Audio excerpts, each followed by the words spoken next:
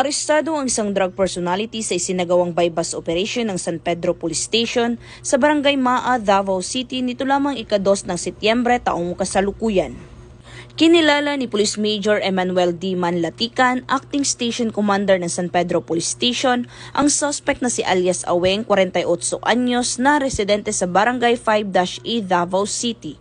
Na-recover mula sa suspect ang 7 pakete ng hinihinalang shabu na may tinatayang halaga ng 10,336 pesos, isang mobile phone, sling bag at buy-bust money na ginamit sa operasyon. Ayon pa kay Police Major Manlatican, nahuli ang suspect ng mga tauhan ng San Pedro Police Station sa koordinasyon ng Philippine Drug Enforcement Unit 11. Kasalukuyang ang suspect ay nasa kustodiya na ng nasabing istasyon para dumaan sa tamang disposisyon at maharap sa kasong paglabag sa RA 9165 o ang Comprehensive Dangerous Drugs Act of 2002.